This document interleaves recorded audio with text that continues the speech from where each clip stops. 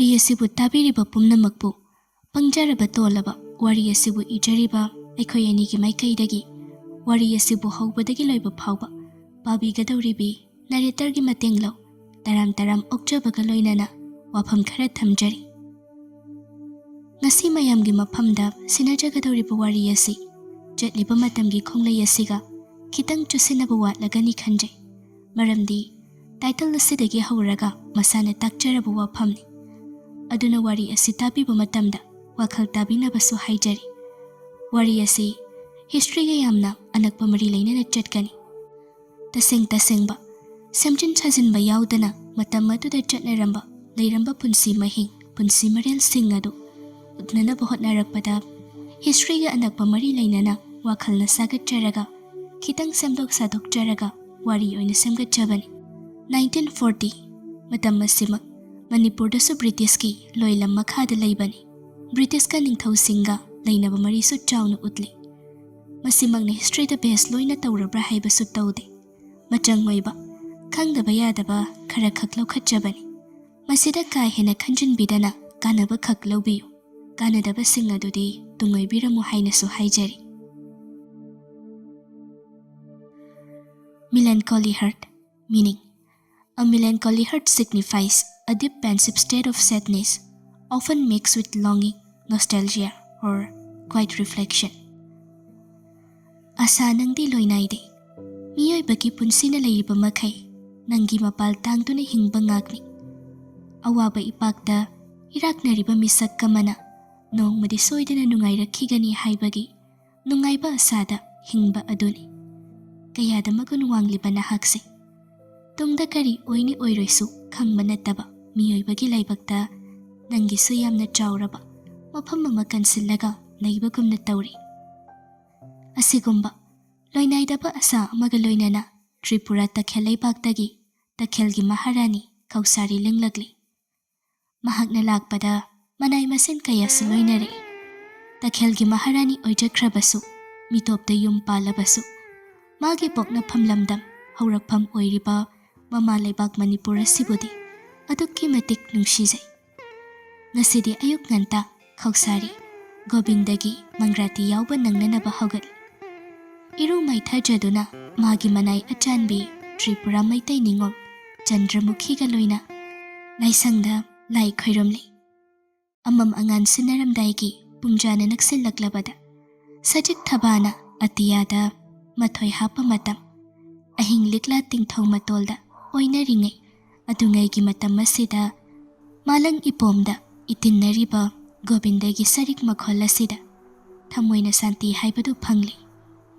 Khut ani lonaduna machinda murum soli. Tonbadagi tolabi nanaini. He Gobinda, nanai nupi gining jabasi thonghanbi.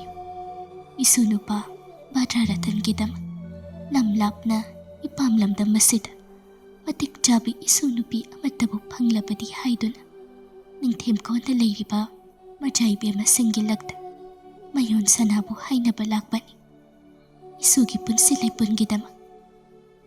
Handaki khongchadasi mai pakhanbiyu to nanaiki. Mafam asida aigi supukna phamni. Adubu laibakna athapa lamdam maduda tamlambana. Ipamlamdam asidi senna khainabagum thokli. Aduna he Gobinda handaki matang asidi thawjanbiyudo. Charong morongnaba ningthau kayagi haktaktagi chatnaraklaba ngaktani. Ningthem konda satbi singil lairangga pangkhak koibi mayol sanabu takhelpung mayayda puraga char oina tharaga mafam adugi laibak leihauda haina hanbiyudo. Lai khoiromba loirakpagi mamainon khalakpada Chandramukhina Sanakyai bema nanaina khanjaba wakhal amatadi leido. Karino Chandramukhia wafam asi haudokpadi leitri. Aikhoina khanduna lakliba wakhalsi thabakta onthokpasu leitri. Kamdawni masina thinthabu oina thokloidra. Matang chaba ngairibani haudokke haiduna. Tawriba leibaki irang asida aduk chin semelabagi wani. Thabum amadi ngaikisi matam khara mafam asida leibasibu nangbu hainadrabrane. ꯀꯔꯤꯒꯤ ꯍꯩꯅꯗꯅꯤ ꯁꯅꯈꯤ ꯏꯕꯦꯝꯃ? ꯑꯩꯗꯤ ꯃꯐꯝ ꯑꯁꯤꯗ ꯂꯥꯛꯄ ꯐꯪꯖꯕꯁꯦ ꯂꯥꯏꯕꯛ ꯐꯕꯅꯤ ꯈꯟꯖꯔꯤꯕꯅꯤ. ꯑꯩꯒꯤ ꯍꯧꯔꯛꯐꯝ ꯑꯣꯏꯔꯤꯕꯅꯤ ꯃꯐꯝ ꯑꯁꯤꯗ. ꯃꯨꯈꯤ, ꯍꯌꯦꯡꯗ ꯉꯥꯏꯔꯦ ꯌꯥꯎꯁꯪ. ꯁꯅꯥ ꯀꯣꯅꯨꯡꯁꯨ ꯃꯔꯥꯡꯉꯤ. ꯑꯗꯨꯅ ꯃꯐꯝ ꯃꯇꯝ ꯉꯥꯏꯁꯤ. ꯅꯤꯡꯊꯧꯅ ꯄꯨꯛꯅꯤꯡ ꯌꯥꯝꯅ ꯃꯀꯥ ꯂꯥꯝꯕ ꯃꯇꯝ ꯑꯃ ꯉꯥꯏꯔꯤꯕꯅꯤ. ꯃꯇꯝ ꯑꯗꯨꯗꯅꯦ ꯂꯨꯍꯣꯡꯕꯒꯤ ꯋꯥꯐꯝ ꯑꯁꯤ ꯍꯧꯗꯣꯛꯀꯦ ꯍꯥꯏꯗꯅ ꯃꯇꯝꯗꯨ ꯌꯧꯔꯛꯇ꯭ꯔꯤꯕ ꯐꯥꯎꯕꯗꯤ ꯋꯥꯔꯁꯨ ꯋꯥꯅ ꯈꯥꯡꯕ ꯇꯥꯏꯗꯣ. ꯐꯒꯅꯤ ꯁꯅꯈꯤ ꯏꯕꯦꯝꯃ. ꯇꯈꯦꯜ ꯂꯝꯗꯝꯗ ꯍꯥꯏꯅ ꯍꯨꯝꯅ ꯄꯥꯜꯂꯤꯕꯤ ꯈꯧꯁꯥꯔꯤ ꯃꯅꯥꯏ ꯑꯆꯥꯟꯕꯤ ꯆꯟꯗ꯭ꯔꯃꯨꯈꯤꯅ ꯊꯧꯒꯜ ꯇꯧꯔꯒ ꯃꯪꯒ꯭ꯔꯥꯇꯤ ꯂꯣꯏꯕꯒ ꯒꯣꯕꯤꯟꯗꯒꯤ ꯂꯥꯏꯁꯪꯗꯒꯤ ꯊꯣꯔꯛꯂꯦ.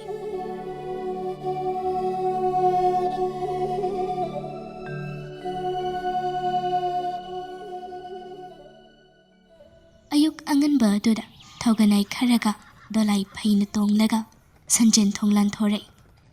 ꯆꯠꯅꯤꯡꯕ, ꯌꯦꯡꯅꯤꯡꯕ ꯏꯝꯐꯥꯜꯒꯤ ꯃꯐꯝ ꯀꯌꯥ ꯂꯥꯛꯊꯣꯛꯇꯅ ꯂꯥꯛꯄ ꯑꯁꯤꯗ ꯃꯍꯥꯛ ꯍꯟꯗꯛꯇꯤ ꯀꯣꯏꯅ ꯆꯠꯇꯨꯅ ꯌꯦꯡꯉꯤ. ꯉꯁꯤꯗꯤ ꯀꯣꯟꯊꯧꯖꯝ ꯌꯨꯝꯐꯝ, ꯍꯧꯖꯤꯛꯅ ꯔꯦꯁꯤꯗꯦꯟꯁꯤ ꯍꯥꯏꯅ ꯈꯪꯅꯔꯤꯕ ꯃꯐꯝ ꯑꯗꯨ ꯌꯦꯡꯅꯤꯡꯏ ꯍꯥꯏꯗꯨꯅ ꯂꯥꯛꯂꯤ. ꯂꯩꯕꯥꯛ ꯅꯤꯡꯊꯧꯒꯤ ꯃꯍꯥꯔꯥꯅꯤ ꯑꯃ ꯑꯣꯏꯕꯅꯤꯅ ꯑꯗꯨꯛ ꯕ꯭ꯔꯤꯇꯤꯁꯁꯤꯡꯅ ꯆꯪꯕ ꯌꯥꯕꯒꯤ ꯑꯌꯥꯕꯗꯨꯗꯤ ꯄꯤꯔꯤ. ꯔꯦꯁꯤꯗꯦꯟꯁꯤ ꯌꯧꯁꯤꯜꯂꯛꯂꯕꯗ ꯃꯤꯠ ꯅꯍꯥꯗ ꯄꯤꯅ ꯆꯗꯨꯝ ꯁꯤꯟꯊꯔꯛꯏ. ꯂꯩꯁꯥꯕꯤ ꯐꯥꯔꯤꯉꯩꯒꯤ ꯊꯧꯗꯣꯛ ꯑꯃ ꯅꯤꯡꯁꯤꯡꯂꯛꯏ. ꯂꯩ ꯃꯁꯤ ꯖꯂꯛꯇ ꯌꯧꯔꯛꯏ ꯃꯥꯁꯨ. ꯅꯤꯡꯊꯦꯝꯀꯣꯜꯗ ꯃꯇꯝ ꯑꯃ ꯄꯣꯝꯁꯥꯠꯅꯔꯤꯉꯩ ꯕꯣꯔ ꯁꯥꯍꯦꯕ ꯑꯣꯡꯕꯤ ꯁꯅꯥꯇꯣꯝꯕꯤꯅ ꯔꯦꯁꯤꯗꯦꯟꯁꯤꯗ ꯔꯥꯁ ꯀꯠꯀꯅꯤ ꯍꯥꯏꯕꯒꯤ ꯄꯨꯡꯂꯥꯡ ꯂꯥꯡꯕꯗꯨ ꯃꯥꯁꯨ ꯌꯥꯎꯔꯝꯃꯤ. ꯔꯥꯁꯀꯤ ꯅꯨꯃꯤꯠꯀꯤ ꯃꯥꯡꯖꯧꯅꯅ ꯅꯨꯃꯤꯠ ꯈꯔꯅꯤꯒꯤ ꯃꯃꯥꯡꯒꯤ ꯊꯧꯗꯣꯛ ꯈꯔ ꯉꯁꯤꯗꯤ ꯅꯧꯍꯧꯅꯅ ꯃꯃꯤꯠꯇ ꯑꯍꯤꯡꯕ ꯑꯃꯒꯨꯝ ꯊꯧꯗꯣꯛꯁꯤꯡ ꯑꯗꯨ ꯑꯃꯃꯝꯇ ꯐꯟ ꯂꯥꯎꯅ ꯆꯣꯡꯊꯣꯔꯛꯇꯨꯅ ꯃꯨꯔꯇꯤ ꯑꯃꯒꯨꯝ ꯂꯦꯞꯂꯔꯤ.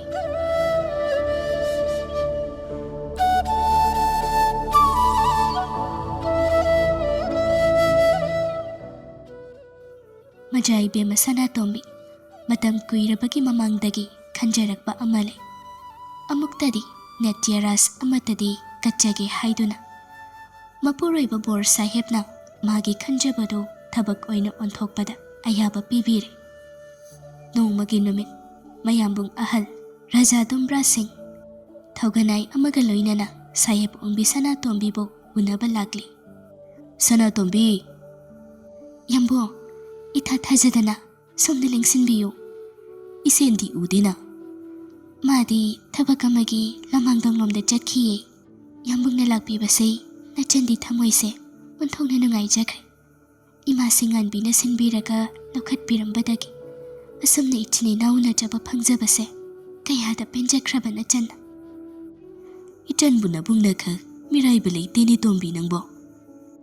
ꯌꯥꯝꯕꯣ, ꯀꯞꯅꯤꯡꯕ ꯐꯥꯎꯏ ꯁꯅꯥꯇꯣꯝꯕꯤ. ꯑꯗꯨꯕꯨ ꯄꯨꯛꯅꯤꯡꯗ ꯐꯥꯎꯔꯛꯂꯤꯕꯗꯨ ꯈꯥꯝꯖꯤꯜꯂꯤ. ꯃꯗꯨꯅ ꯑꯃꯨꯛ ꯃꯤꯠꯂꯨꯗ ꯍꯧꯔꯛꯂꯤꯕ ꯄꯤꯗꯨ ꯊꯤꯡꯕ ꯉꯝꯈꯤ. ꯏꯆꯟꯅ ꯀꯔꯤꯒꯤ ꯄꯨꯛꯅꯤꯡ ꯁꯣꯟꯊꯒꯅꯤ? ꯑꯩꯈꯣꯏ ꯑꯁꯨꯛ ꯌꯥꯝꯅ ꯂꯩꯔꯤꯕꯁꯤꯗꯤ ꯅꯪꯒꯤ. ꯐꯔꯦ, ꯁꯤꯅ ꯋꯥꯐꯝ ꯑꯃ ꯑꯣꯏꯈ꯭ꯔꯦ. ꯅꯪꯉꯣꯟꯗ ꯋꯥꯐꯝ ꯑꯃ ꯇꯥꯟꯅꯒꯦ ꯍꯥꯏꯗꯨꯅ ꯂꯥꯛꯂꯤꯕꯅꯤꯅꯦ. ꯀꯔꯝꯕ ꯋꯥꯐꯝ ꯑꯣꯏꯕꯤꯔꯕꯅꯣ ꯌꯥꯝꯕꯣ? ꯅꯪ ꯅꯠꯇꯅ ꯇꯥꯟꯅꯅꯤꯡꯉꯥꯏ ꯂꯩꯇꯦꯅꯦ ꯇꯣꯝꯕꯤ ꯅꯕꯨꯡꯒꯤꯗꯤ. ꯈꯟꯕ ꯌꯥꯕ ꯈꯜꯂꯕꯅꯤ ꯀꯝꯗꯧꯁꯤꯒꯦ ꯍꯥꯏꯗꯅ ꯑꯍꯤꯡ ꯀꯌꯥ ꯃꯤ ꯑꯇꯩꯗ ꯍꯧꯗꯣꯛꯂꯨꯕꯁꯨ ꯍꯪꯒꯣꯏꯗꯣ. ꯑꯗꯨꯕꯨ ꯅꯪꯒꯤ ꯅꯥꯛꯇ ꯌꯧꯔꯛꯂꯕ ꯃꯇꯝ ꯑꯁꯤꯗ ꯋꯥꯍꯩꯁꯤꯡꯁꯤ ꯉꯥꯡꯊꯣꯛꯄ ꯉꯝꯕꯒꯤ ꯊꯧꯅꯥ ꯂꯩꯔꯛꯇ꯭ꯔꯦꯅꯦ. ꯃꯕꯨꯡꯒꯤ ꯋꯥꯗꯨ ꯇꯥꯕꯗ ꯃꯤꯄꯥꯏꯕ ꯄꯣꯛꯂꯛꯏ. ꯈꯜꯂꯤ ꯃꯤꯀꯨꯞ ꯑꯗꯨꯗ ꯀꯔꯝꯕ ꯋꯥꯈꯜꯕꯨ ꯑꯣꯏꯔꯤꯒꯕ. ꯑꯗꯨꯕꯨ ꯁꯅꯥꯇꯣꯝꯕꯤꯁꯨ ꯃꯥꯒꯤ ꯂꯥꯡꯇꯛꯅꯕ ꯄꯨꯝꯕ ꯐꯥꯖꯤꯜꯂꯒ ꯃꯕꯨꯡꯒꯤ ꯄꯨꯛꯅꯤꯡꯗꯨ ꯐꯥꯊꯅꯕ, ꯋꯥꯈꯜ ꯆꯥꯎꯊꯣꯛꯅꯕ ꯁꯅꯥꯇꯣꯝꯕꯤꯅ ꯍꯥꯏꯔꯛꯏ. ꯌꯥꯝꯕꯨꯡꯒꯤꯗꯃꯛꯇꯁꯨ ꯅꯆꯟ ꯂꯩꯔꯤꯁꯤꯗꯤ ꯀꯔꯤꯒꯤ ꯌꯥꯝꯕꯨꯡꯅ ꯅꯤꯡꯍꯟꯅꯒꯅꯤ? ꯆꯤꯡꯅꯗꯅ ꯍꯥꯏꯕꯤꯌꯨꯗꯣ. ꯅꯅꯥꯎ ꯏꯕꯨꯡꯉꯣ ꯅꯤꯡꯊꯦꯝ ꯄꯤꯁꯛꯀꯤꯅꯤ ꯑꯩꯅ ꯋꯥꯔꯤꯕꯁꯤ. ꯏꯕꯨꯡꯉꯣ ꯅꯤꯡꯊꯦꯝꯕꯨ ꯀꯩꯗꯧꯕ ꯌꯥꯎꯔꯒꯦꯅꯦ? ꯏꯟꯈꯠꯂꯛꯄ ꯄꯥꯈꯪ ꯐꯥꯔꯛꯂꯕ ꯃꯇꯝ ꯑꯁꯤꯗꯗꯤ ꯑꯉꯥꯎꯕ ꯀꯥꯎꯔꯦꯟꯒ ꯄꯥꯡꯈꯛ ꯀꯣꯏꯔꯤꯅꯤ ꯅꯤꯡꯊꯦꯝꯁꯨ ꯇꯣꯝꯕꯤ. ꯃꯥꯒꯤ ꯄꯨꯛꯅꯤꯡ ꯐꯥꯊꯕ ꯃꯥꯕꯨ ꯂꯥꯛꯁꯤꯟꯕ ꯉꯝꯗ꯭ꯔꯦ. ꯁꯃꯥꯖꯅ, ꯆꯠꯅꯕꯤꯅ, ꯃꯤꯅ ꯇꯨꯡꯗ ꯀꯔꯤ ꯉꯥꯡꯅꯕ ꯊꯕꯛꯇꯅꯤ ꯃꯥꯅ ꯇꯧꯔꯛꯂꯤꯕꯁꯤ ꯍꯟꯗꯛ ꯃꯔꯛ. ꯃꯁꯤꯅ ꯑꯩꯒꯤ ꯋꯥꯈꯜ ꯑꯁꯤꯗ China ama itatatana pirini nangbo. Yambo, kari tawba yaurage amukta sengna marik chumna takpiyu ba. Sumdawba ni Tombi, nabungna wariba say atay marimgi nate. Handagsi ningthem pisakna itatatana yeskul da layba. Ngangbam jugol gida tawba haure. Machanupi ibemchana mamit khara ngawbaga. Imung aduna khara ngangbaga. Migi mamangda onthongna ikaikrene. Migi sumang maton phawba sagol thaujilaga. Ngangbam ibemchada ising thakke hairuba. Sana konumda jagoi katpa lakpada tung inaduna chatkiba. Onthokpa thabak ngaktani. Inkhalakpagi matam asida lakna phana ngamdaba haibudu oirene. Madugidamakta oiragadi nungsa thibirununda yambo. Ai mabu kauraga mafam asida wari sanage. Tombi, nangna khara phanaba silu. Nang leibagisu source khara komthokna holabani. Nangi yambungna. Aduda nangbu paw masutai. Jagoi Raas katkani haibagi. Masibu chumlibrane. Chummi yambo. Nachana mafam asida Raas amuktadi katki thaurangi. Phaine, sana, nangna hotnaribasi phai. Ado Radhaga Krishna gadi kanana sagadawri. Madugidi loina lairi yambo.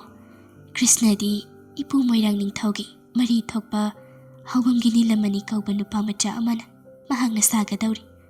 Aduga Radhana sana jawbi kaubi. Aikhoigi sagaigi mari mata thokpa amagi machanupina sagadawri. Tombi, nangi wasi tabada nabung yam nungaire. Nganta lakadawribani ko. Ichangi zagoy yengba. Lakpiyo yambo. Asumna machin mokpa anido ngaihak wari sanaraba matong mabungso mayum maikay pangki. Nung manini di haujinkre. Jagoy Raas katnabagi jagoy tamba haunare. Raas darina tambaw oiduna jagoy tambagi numit sulawre. Srijut Narsing Ningthaugi masunupi ahal laurembam ongbi ibem hansu jagoy tamba lagli. Mahi mathang jagoy yawgadaba mising thonglare. Majay bemba sana tombina jagoy yawgadaba nupi sing adoda Nachom amamam chinsi haiduna loina chele. Miki laiki dabi mikoina chinglaga jagoy tamba hawe. Jagoy tambagi thausin haukrabada potloy tubagi amuk langkhatnare. Numit tarit nigi matong Mama Siza Premayani Chaoba Thiyam lauri. Chawkraba phakama tharaga Bamon lekaidagi makhut chatpi maunaha amaga loinana Mama Siza na kupthana Sentak purel oiraga potloi turi majai bema kidama. Mama Siza Premayani asigumba thabak thanada yamna changkhonbi loksing haibin. Majai bema su Mama Siza ginakta changsanlaklaga potloi tuba aduda mityeng thamli. Mama Siza Premayani potloi haibase maidingu Rasri Bhagya Chandra Maharaj nadhaw purin aduna hawdoklambani.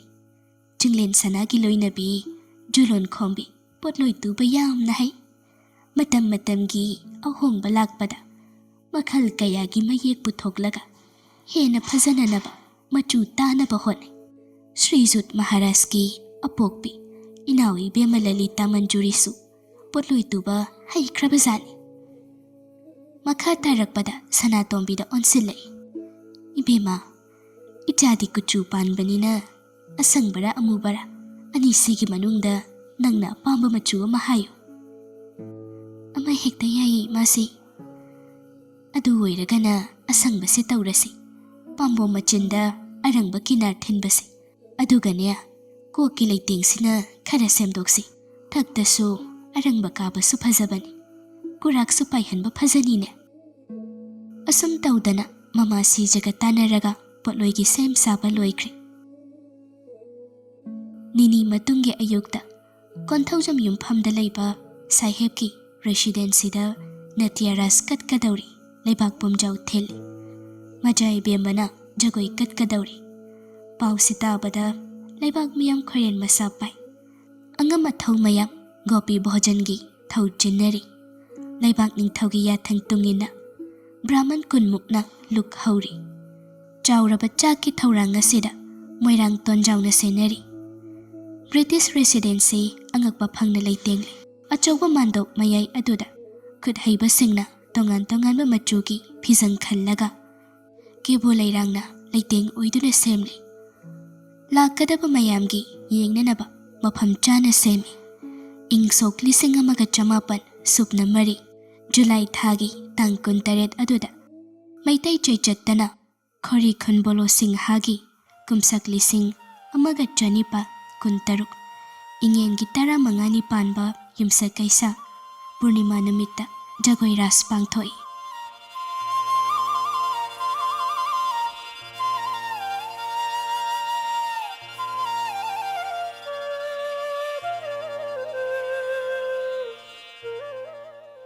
ꯇꯤꯜꯂꯤꯕ ꯃꯤꯌꯥꯝ ꯑꯗꯨꯅ ꯐꯝꯊꯧ ꯁꯨꯅ ꯇꯤꯜꯂꯤ꯫ ꯁꯥꯍꯦꯕꯁꯤꯡꯁꯨ ꯌꯥꯎꯔꯤ, ꯀꯨꯝꯍꯩ ꯌꯦꯡꯉꯤ꯫ ꯁꯅꯥꯇꯣꯝꯕꯤꯅ ꯖꯒꯣꯏ ꯁꯥꯕ ꯎꯔꯒ ꯀꯌꯥꯒꯤ ꯃꯇꯤꯛ ꯑꯄꯦꯟꯕ ꯑꯣꯏꯈꯤ꯫ ꯕꯣꯔ ꯁꯥꯍꯦꯕ, ꯃꯦꯛꯁꯋꯦꯜ, ꯃꯦꯁꯟ ꯁꯥꯍꯦꯕꯅ ꯖꯒꯣꯏ ꯄꯨꯡꯈꯣꯟ ꯑꯅꯤꯟꯕ ꯃꯔꯛ ꯑꯗꯨꯗ ꯃꯖꯥꯏꯕꯦꯝꯃꯒꯤ ꯁꯥꯊꯦꯛꯅ ꯑꯎꯕꯁꯤꯡꯒꯤ ꯄꯨꯛꯅꯤꯡ ꯁꯨꯝꯍꯠꯂꯤ꯫ ꯀꯌꯥꯗꯤ ꯐꯖꯈ꯭ꯔꯦ, ꯌꯦꯡꯕꯒꯤ ꯑꯄꯦꯟꯕ ꯅꯥꯏꯗꯦ꯫ ꯇꯤꯜꯂꯤꯕ ꯃꯤꯌꯥꯝ ꯑꯗꯨꯅ ꯁꯥꯍꯦꯕ ꯑꯣꯡꯕꯤ ꯁꯅꯥꯇꯣꯝꯕꯤꯗ ꯃꯤꯠꯌꯦꯡ ꯊꯝꯂꯤ꯫ ꯀꯌꯥꯗꯤ ꯍꯦꯛ ꯐꯖꯩ, ꯂꯩꯔꯩꯕꯥꯛꯀꯤ ꯖꯒꯣꯏ ꯁꯥꯕꯤ ꯁ꯭ꯋꯔꯒꯒꯤ ꯑꯞꯁꯔꯥꯒꯨꯝ꯫ ꯑꯁꯪꯕ ꯃꯆꯨꯒꯤ ꯀꯣꯡꯒꯨꯟ ꯊꯤꯟꯕ ꯔꯦꯁꯝ ꯐꯨꯔꯤꯠ, ꯈ꯭ꯋꯥꯡꯋꯣꯏꯅ ꯁꯅꯥ ꯈ꯭ꯋꯥꯡꯗ ꯆꯦꯠꯅꯐꯥ, ꯑꯉꯧꯕ ꯏꯅꯐꯤ ꯑꯃꯅ ꯅꯝꯗ ꯊꯣꯡ, ꯃꯇꯥꯡ ꯑꯃꯗꯅ ꯃꯀꯣꯛ ꯆꯤꯡꯂꯤꯕꯤ ꯃꯖꯥꯏꯕꯦꯝꯃ ꯁꯅꯥꯇꯣꯝꯕꯤꯅ ꯈꯨꯠꯇ ꯂꯩꯒꯤ ꯄꯣꯂꯥꯡ ꯑꯃ ꯄꯥꯏꯔꯒ ꯃꯥꯂꯤꯀꯥ, ꯃꯥꯜꯇꯤ, ꯂꯕꯪꯒ, ꯀꯦꯇꯨꯀꯤ, ꯖꯥꯇꯤ ꯃꯌꯥꯝꯕꯨ ꯁꯩꯊꯥꯔꯒ ꯂꯩ ꯆꯥꯏꯕꯗꯨ ꯀꯌꯥꯗꯤ ꯍꯦꯛ ꯐꯖꯈ꯭ꯔꯦ꯫ ꯇꯤꯜꯂꯤꯕ ꯃꯤꯌꯥꯝ ꯃꯔꯛ ꯑꯗꯨꯗ ꯌꯥꯎꯔꯤꯕ ꯈꯧꯁꯥꯔꯤꯁꯨ ꯃꯃꯤꯠ ꯄꯦꯟꯅ ꯌꯦꯡꯖꯈꯤ꯫ ꯉꯁꯤꯒꯤ ꯑꯁꯤꯒꯨꯝꯕ ꯃꯄꯨꯡ ꯐꯥꯔꯕ ꯏꯉꯦꯟꯒꯤ ꯄꯨꯔꯅꯤꯃꯥ ꯑꯗꯨ ꯄꯨꯟꯁꯤꯁꯤꯃꯒꯤ ꯀꯥꯎꯗꯅ ꯑꯗꯨꯃꯛ ꯂꯩꯍꯧꯔꯦ꯫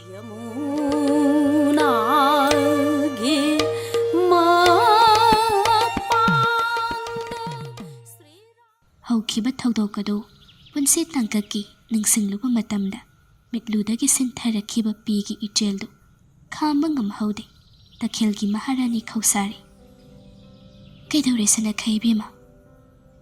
ꯆꯟꯗ꯭ꯔꯃꯨꯈꯤꯒꯤ ꯋꯥꯍꯩ ꯇꯥꯔꯨꯕꯗ ꯊꯪꯅꯕ ꯃꯤꯀꯨꯞꯇ ꯔꯦꯁꯤꯗꯦꯟꯁꯤꯗ ꯁꯥꯟꯅꯈꯤꯕ ꯖꯒꯣꯏ ꯔꯥꯁ ꯑꯗꯨꯗꯤ ꯎꯈꯤꯗ꯭ꯔꯦ꯫ ꯈꯨꯗꯤꯡꯃꯛ ꯅꯤꯡꯁꯤꯡꯕ ꯃꯥꯒꯤ ꯀꯨꯌꯣꯝꯅ ꯁꯦꯝꯒꯠꯄ ꯊꯧꯗꯣꯛ ꯀꯣꯏꯗꯨꯅ ꯂꯩꯔꯝꯂꯦ꯫ ꯑꯗꯨꯕꯨ ꯅꯨꯡꯉꯥꯏꯇꯕ ꯄꯨꯝꯅꯃꯛ ꯂꯣꯠꯁꯤꯟ ꯍꯥꯏꯔꯛꯏ꯫ ꯅꯤꯡꯁꯤꯡꯂꯝꯕꯅꯤ ꯊꯧꯗꯣꯛ ꯑꯃ, ꯑꯗꯨ ꯉꯩꯒꯤ ꯏꯉꯦꯟꯒꯤ ꯄꯨꯔꯅꯤꯃꯥ ꯑꯃꯒꯤ ꯃꯗꯨꯒꯤ ꯊꯥꯕꯜ ꯃꯉꯥꯜꯗꯣ ꯊꯃꯣꯏꯗ ꯆꯨꯗꯨꯅ ꯂꯩꯍꯧꯔꯦꯅꯦ ꯃꯨꯈꯤ꯫ ꯁꯅꯈꯩꯕꯦꯝꯃ, ꯑꯉꯛꯄꯅꯤꯀꯣ ꯅꯤꯡꯁꯤꯡꯕ ꯃꯍꯥꯛꯁꯦ꯫ ꯃꯤꯑꯣꯏꯕꯒꯤ ꯄꯨꯟꯁꯤꯗ ꯃꯥꯒꯤꯁꯨ ꯃꯐꯝ ꯑꯃ ꯆꯥꯎꯅ ꯑꯗꯨꯃꯛ ꯀꯟꯗꯨꯅ ꯂꯩ꯫ ꯃꯥꯗꯤ ꯃꯤꯑꯣꯏꯕ ꯍꯥꯏꯕ ꯀꯥꯡꯂꯨꯞ ꯑꯁꯤꯅ ꯂꯩꯔꯤꯕ ꯃꯈꯩ ꯑꯗꯨꯝ ꯂꯩꯍꯧꯔꯒꯅꯤ꯫ ꯅꯤꯡꯁꯤꯡꯕ ꯃꯥꯕꯨ ꯑꯏꯕ ꯑꯣꯏꯅ ꯊꯅꯝꯂꯕ ꯏꯇꯤꯍꯥꯁ ꯍꯥꯏꯕ ꯃꯤꯡꯊꯣꯜ ꯑꯗꯣ ꯐꯪꯒꯗꯧꯔꯤꯕꯅꯤ꯫ ꯑꯗꯣ ꯆꯠꯂꯁꯤꯔꯥ? ꯆꯠꯅꯕ ꯇꯧꯔꯁꯤ ꯁꯅꯈꯩꯕꯦꯝꯃ꯫ ꯑꯁꯨꯝ ꯇꯧꯗꯅ ꯃꯄꯨ ꯃꯅꯥꯏ ꯑꯅꯤꯗꯨ ꯗꯣꯂꯥꯏꯗ ꯂꯦꯡꯈꯠꯂꯤ꯫ ꯀꯣꯟꯊꯧꯖꯝ ꯌꯨꯝꯐꯝ ꯅꯥꯊꯩꯔꯝꯂꯤ꯫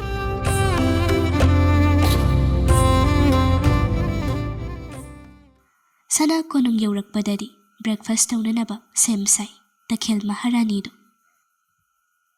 ꯁꯣꯝꯗꯅ ꯀꯝꯗꯧꯔꯤ?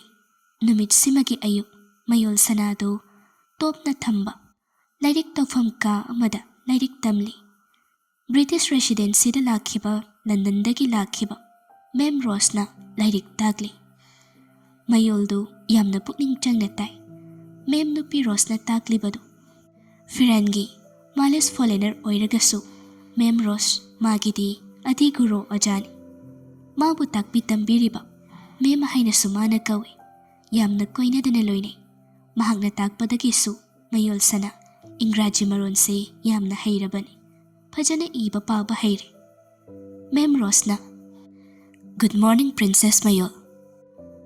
ꯃꯌꯣꯜ ꯁꯅꯥꯁꯨ ꯌꯥꯝꯅ ꯂꯩꯇꯣꯟ ꯁꯦꯡꯅ "morning ma'am. Today we are going to learn poetry. Did you remember your last lesson at December? What I had told you about poetry? What is poetry? Mayol, can you define?"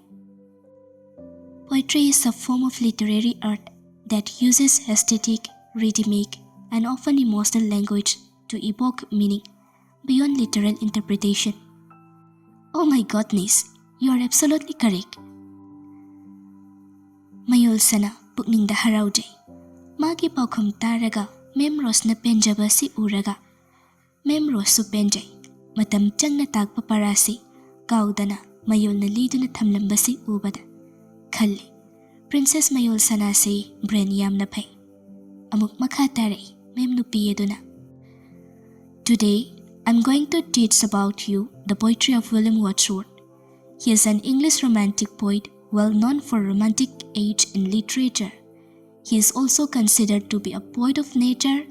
His poems are also like lyrical ballads, and I'm going to teach you one of his iconic poems, okay? I wandered lonely as a cloud. I wandered lonely as a cloud that floats high over vales and hills, when all at once I saw a crowd, a host of golden daffodils, beside the lake breathed the trees, fluttering and dancing in the breeze. Asum tawdana Mem Rosna William Wordsworth ki sayring si taglakba sida. Ahan batabada majaybe mamayol sana yamna hailing lure. Khangde hek tabada yamna chusin na kibagum na tawi. Dana dana yaralpat ure.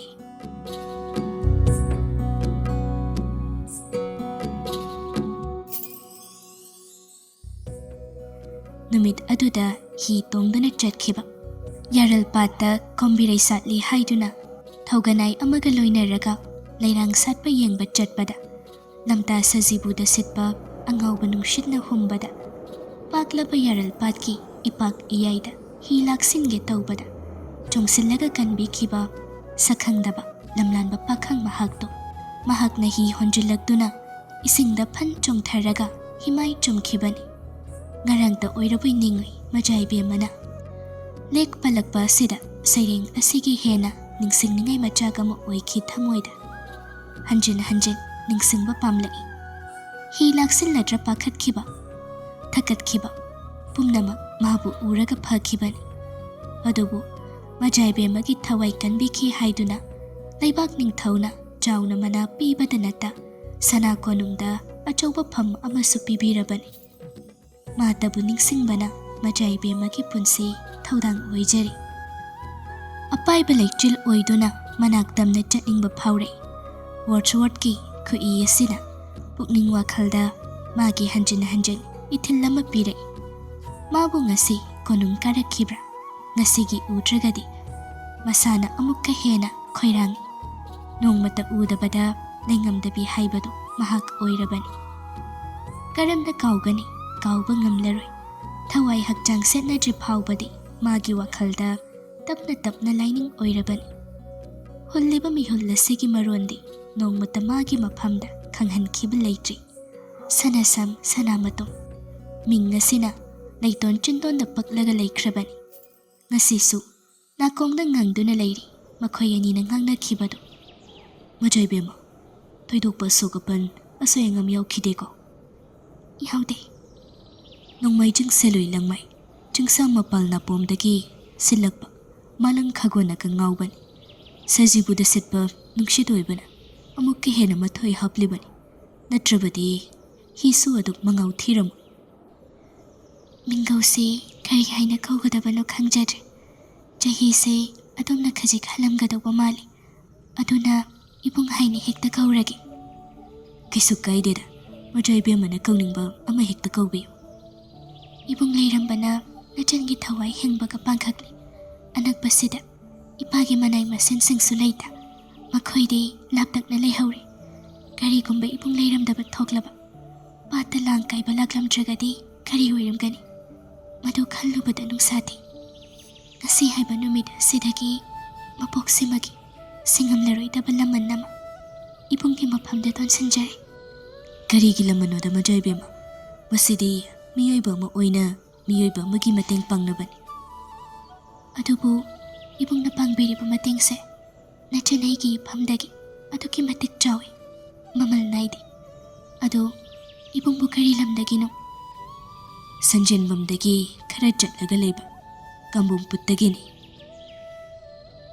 ꯋꯥ ꯃꯈꯥ ꯁꯥꯡꯊꯈꯤꯗ꯭ꯔꯦ, ꯑꯗꯨꯕꯨ ꯁꯥꯟꯅꯈꯤꯕ ꯋꯥꯔꯤꯁꯤꯡ ꯑꯁꯤꯗꯤ ꯅꯥꯀꯣꯡꯗ ꯅꯤꯟꯗꯨꯅ ꯂꯩꯍꯧꯏ꯫ ꯑꯃꯨꯛꯇ ꯇꯥꯗꯕ ꯂꯝ ꯃꯃꯤꯡ ꯑꯃ ꯑꯣꯏꯅ ꯊꯣꯛꯈꯤ ꯃꯖꯥꯏꯕꯦꯝꯃꯒꯤ ꯅꯥꯀꯣꯡꯗꯗꯤ꯫ ꯀꯣꯅꯨꯡ ꯈꯟꯕ ꯂꯥꯛꯂꯦ ꯇꯥꯕꯗ ꯑꯃꯨꯛꯀ ꯍꯦꯟꯅꯁꯨ ꯃꯊꯨꯝ ꯃꯔꯥꯡ ꯍꯧꯈꯤꯕꯅꯤ꯫ ꯑꯗꯨꯕꯨ ꯃꯥꯅ ꯀꯥꯔꯤꯕ ꯂꯣꯏꯁꯪꯗꯨ ꯆꯩꯔꯥꯞ ꯂꯣꯏꯁꯪꯅꯤ꯫ ꯑꯇꯩ ꯂꯣꯏꯁꯪ ꯑꯣꯏꯔꯝꯂꯒꯗꯤ ꯃꯥꯅ ꯆꯪꯁꯤꯜꯂꯒ ꯃꯥꯒꯤ ꯑꯙꯤꯀꯥꯔꯅꯤ ꯍꯥꯏꯗꯨꯅ ꯊꯃꯣꯏꯅ ꯈꯣꯏꯗꯥꯖꯔꯤꯕ ꯃꯍꯥꯛꯇꯨ ꯊꯤꯔꯝꯕ ꯌꯥꯏ꯫ ꯑꯗꯨꯕꯨ ꯀꯗꯥꯏ, ꯃꯗꯨꯁꯨ ꯃꯥꯗꯤ ꯉꯝꯕꯒꯤ ꯄꯟꯈꯩ ꯋꯥꯡꯃꯗꯅꯤ꯫ ꯆꯩꯔꯥꯞ ꯂꯣꯏꯁꯪꯗꯤ ꯋꯥꯌꯦꯜ ꯊꯧꯗꯥ ꯄꯨꯔꯤꯕ ꯂꯣꯏꯁꯪꯅꯤ꯫ ꯃꯔꯝ ꯂꯩꯇꯅ ꯆꯪꯁꯤꯜꯂꯒ ꯂꯤꯠꯁꯤꯜꯂꯨꯕ ꯌꯥꯕ ꯅꯠꯇꯦ꯫ ꯑꯗꯨꯒꯤꯁꯨ ꯃꯊꯛꯇ ꯂꯣꯏꯁꯪ ꯑꯁꯤꯗ ꯅꯨꯄꯤ ꯗ꯭ꯔꯥꯃꯥꯒꯤ ꯃꯊꯧꯁꯨ ꯂꯩꯇꯦ ꯆꯪꯂꯨꯕꯒꯤ꯫ ꯌꯥꯏ ꯌꯥꯗꯦ ꯍꯥꯏꯕꯒꯤ ꯅꯤꯌꯣꯝ ꯂꯤꯁꯤꯡꯅ ꯈꯨꯖꯤꯟ ꯑꯣꯏꯕ ꯂꯣꯏꯁꯪꯅꯤ꯫ ꯑꯗꯨꯅ ꯃꯁꯤꯅ ꯅꯤꯡꯗꯣꯡ ꯄꯣꯝꯂꯒ ꯇꯣꯛꯂꯦ꯫ ꯀꯣꯅꯨꯡ ꯀꯥꯔꯛꯂꯤꯉꯩꯗꯒꯤ ꯑꯃꯨꯛꯇꯪꯗꯤ ꯎꯒꯦ ꯐꯪꯈꯤꯗ꯭ꯔꯤ꯫ ꯑꯗꯨꯕꯨ ꯑꯔꯣꯟꯕ ꯃꯅꯥꯏ ꯊꯥꯔꯒ ꯍꯦꯛ ꯍꯦꯛ ꯄꯥꯎ ꯂꯧꯍꯜꯂꯤ ꯃꯍꯥꯛꯀꯤ ꯃꯔꯝꯒꯤ ꯃꯖꯥꯏꯕꯦꯝꯃꯅ꯫ ꯅꯍꯥꯟꯁꯨ ꯇꯝꯂꯕꯅꯤ ꯊꯧꯒꯟ ꯃꯆꯥ ꯑꯃꯅ꯫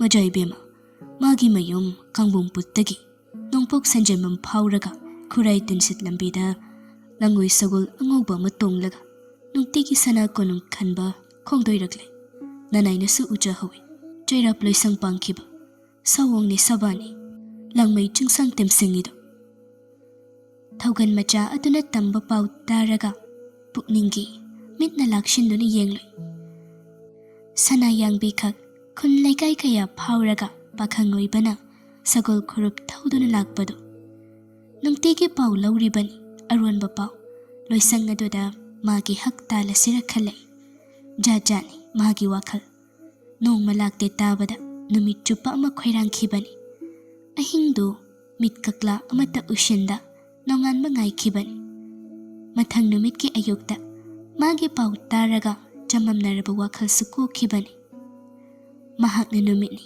ꯑꯗꯨꯒ ꯃꯆꯥꯏꯕꯦꯝꯃꯅ ꯒ꯭ꯔꯍ꯫ ꯅꯨꯃꯤꯠꯄꯨ ꯀꯣꯏꯅ ꯆꯠꯂꯤꯕ ꯉꯁꯤꯒꯤ ꯄꯥꯎ ꯂꯥꯛꯇ꯭ꯔꯤ꯫ ꯃꯍꯥꯛ ꯂꯥꯛꯂꯦ ꯍꯥꯏꯕꯒꯤ ꯑꯗꯨꯕꯨ ꯊꯥꯖꯩ ꯁꯣꯏꯗꯅ ꯂꯥꯛꯀꯅꯤ꯫ ꯉꯁꯤꯁꯨ ꯃꯍꯥꯛ ꯀꯣꯅꯨꯡ ꯈꯟꯕ ꯌꯧꯔꯛꯀꯅꯤ꯫ ꯍꯌꯦꯡꯇ ꯉꯥꯏꯔꯦ ꯌꯥꯎꯁꯪꯁꯨ꯫ ꯌꯥꯎꯁꯪ ꯃꯅꯨꯡ ꯑꯁꯤꯗ ꯇꯟꯖꯥ ꯐꯪꯂꯒꯗꯤ, ꯑꯃꯨꯛꯇ ꯑꯣꯏꯔꯒꯁꯨ ꯎꯅꯕ ꯐꯪꯂꯒꯗꯤ ꯀꯌꯥꯗ ꯄꯦꯟꯖꯒꯅꯤ꯫ ꯑꯁꯤ ꯈꯟꯅ ꯋꯥꯈꯜꯅ ꯅꯨꯡꯉꯥꯏꯕ ꯏꯄꯥꯛꯇ ꯇꯥꯎꯔꯤ꯫ ꯁꯩꯔꯦꯡꯒꯤ ꯏꯆꯦꯜꯗ ꯇꯥꯎꯊꯈꯤꯗꯨꯅ ꯃꯥꯗꯤ ꯀꯥꯎꯁꯤꯡꯒꯨꯝꯅ ꯄꯂꯤꯐꯝ ꯂꯩꯇꯅ ꯆꯠꯂꯤ꯫ ꯎꯆꯤꯟ ꯅꯥꯆꯤꯟ ꯃꯦꯝ ꯔꯣꯁꯁꯨ ꯅꯨꯃꯤꯠ ꯑꯗꯨꯒꯤ ꯀ꯭ꯂꯥꯁꯇꯨ ꯂꯣꯏꯔꯦ꯫ ꯀ꯭ꯂꯥꯁ ꯂꯣꯏꯔꯒ ꯊꯣꯛꯂꯛꯄꯗ ꯃꯥꯒꯤ ꯀꯥꯗꯒꯤ ꯄꯣꯛꯃꯤꯟꯅꯗꯕ ꯃꯆꯦꯝꯁꯤ ꯊꯔꯥꯛ ꯁꯅꯥꯅ ꯊꯧꯒꯅꯥꯏ ꯑꯃꯒ ꯃꯥꯡꯒꯣꯟꯗꯥꯔꯤ ꯑꯃꯗ ꯂꯩ ꯃꯀꯣꯟꯗ ꯅꯤꯡꯉꯥꯏꯗꯅ ꯐꯝꯂꯒ ꯂꯩ ꯄꯣꯂꯥꯡ ꯑꯃꯗꯒꯤ ꯂꯩꯁꯛ ꯍꯦꯟꯕ ꯁꯤꯡꯌꯦꯜ ꯈꯜꯂꯒ ꯊꯧꯒꯅꯥꯏ ꯑꯃꯒ ꯁꯥꯟꯅꯔꯤꯕ ꯋꯥꯔꯤꯗꯨ ꯍꯦꯛ ꯃꯅꯥꯅ ꯇꯥꯔꯨꯔꯦ꯫ ꯇꯦꯝꯕꯤ, ꯃꯖꯥꯏꯕꯦꯝꯃ, ꯆꯩꯔꯥꯞ ꯂꯣꯏꯁꯪꯗ ꯅꯧꯅ ꯇꯥꯔꯛꯄ ꯇꯝꯕ ꯅꯨꯄꯥꯗꯨꯕꯨ ꯀꯔꯤ ꯃꯃꯤꯡ ꯍꯥꯏꯕꯅꯣ? ꯃꯖꯥꯏꯕꯦꯝꯃ ꯁꯅꯥꯃꯇꯨꯝ ꯍꯥꯏꯕꯅꯤꯗꯣ꯫ ꯀꯣꯂꯣꯏ ꯃꯤꯡꯂꯦꯟꯒ ꯁꯛꯀꯕꯨ ꯑꯣꯟꯊꯣꯛꯅ ꯆꯥꯟꯅꯈ꯭ꯔꯦꯗ꯫ ꯃꯥꯕꯨ ꯃꯃꯤꯡ ꯊꯣꯜꯂꯤꯕ ꯃꯤꯁꯛꯇꯣ ꯆꯥꯛꯇꯨꯝ ꯀꯧꯔꯒ ꯄꯤꯖꯅꯤꯡꯉꯤꯅꯤ ꯑꯩꯗꯤ꯫ ꯀꯔꯤꯒꯤꯅꯣ ꯃꯖꯥꯏꯕꯦꯝꯃ? ꯃꯤꯡ ꯊꯣꯟꯕ ꯍꯩꯕꯒꯤ꯫ ꯃꯖꯥꯏꯕꯦꯝꯃꯒꯤ ꯋꯥꯇꯥꯁꯤꯗꯤꯕ꯫ ꯈꯪꯗꯦ ꯇꯦꯝꯕꯤ, ꯃꯥꯕꯨ ꯍꯦꯛ ꯎꯔꯨꯕ ꯃꯤꯀꯨꯞꯇꯒꯤ ꯊꯃꯣꯏꯁꯦ ꯀꯣꯆꯤ ꯑꯃꯗ ꯂꯧ ꯑꯃꯗ ꯄꯟꯗꯨꯅ ꯂꯩꯈ꯭ꯔꯦ꯫ ꯅꯍꯥꯟ ꯃꯥꯒꯤ ꯂꯪꯉꯣꯏ ꯁꯒꯣꯜ ꯊꯧꯕꯒꯤ ꯃꯈꯣꯜ ꯇꯥꯕꯗ ꯄꯨꯛꯅꯤꯡꯒꯁꯦ ꯅꯤꯡꯀꯣꯛ ꯅꯤꯡꯀꯣꯛ, ꯋꯥꯈꯜꯁꯤꯅ ꯆꯦꯡꯃꯥꯡ ꯆꯦꯡꯃꯥꯡ, ꯇꯦꯔꯥ ꯄꯥꯏꯕꯤ ꯑꯀꯪꯕ ꯃꯐꯣꯜꯂꯣꯏ ꯀꯣꯏꯅ ꯂꯩꯅ ꯃꯥꯒꯤ ꯅꯥꯛꯇ ꯄꯥꯏꯅꯤꯡꯂꯨꯏ꯫ ꯁꯥꯟꯅꯔꯤꯕ ꯋꯥꯔꯤꯗꯨ ꯅꯥꯔꯣꯟꯗ ꯇꯥꯔꯤꯕ ꯃꯌꯣꯜ ꯁꯅ ꯄꯤꯒꯤ ꯏꯔꯥꯡ ꯍꯧꯔꯛꯏ꯫